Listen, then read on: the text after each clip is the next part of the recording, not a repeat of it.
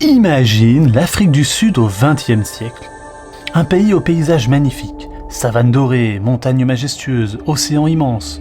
Mais derrière cette beauté se cache une grande injustice.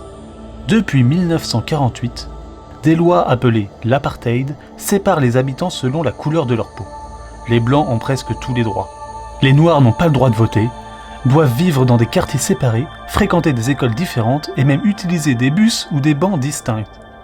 Dans ce monde où l'injustice semble normale, un homme va se lever pour dire « Tous les êtres humains sont égaux ». Cet homme s'appelle Nelson Mandela. Nelson Mandela naît en 1918 dans le petit village de Mezo, au sein du peuple Xhosa. Son prénom africain, Rolihlahla, signifie « celui qui trouble les branches d'un arbre », comme s'il était destiné à secouer les choses. Son père est conseiller du chef local. Mandela grandit en écoutant les anciens raconter des histoires de courage, d'honneur et de justice.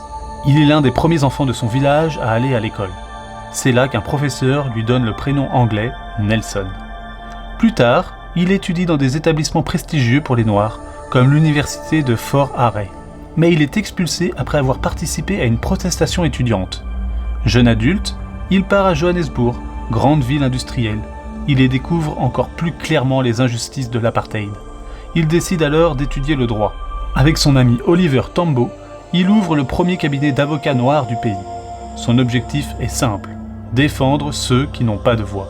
Nelson Mandela rejoint l'ANC, le Congrès national africain, un mouvement qui lutte contre l'apartheid. Au début, il croit aux actions pacifiques, manifestations, discours, campagnes de désobéissance civile. Mais en 1960, la situation devient grave. Lors du massacre de Sharpeville, la police tire sur des manifestants noirs non armés. Des dizaines de personnes sont tuées.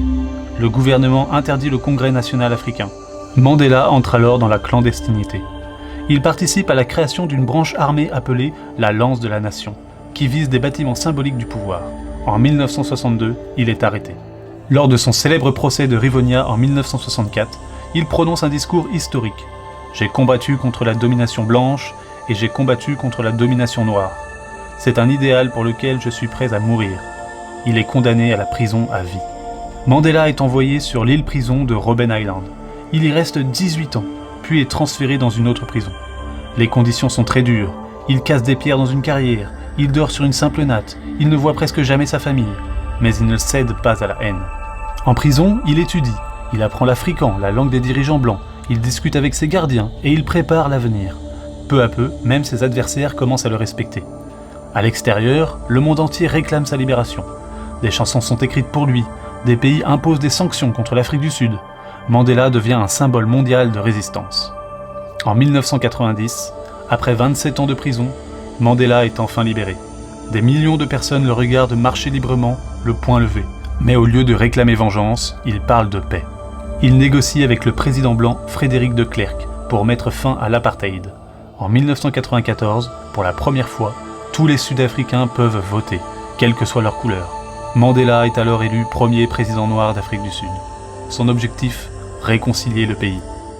Il crée la commission Vérité et Réconciliation, où victimes et responsables peuvent témoigner et demander pardon.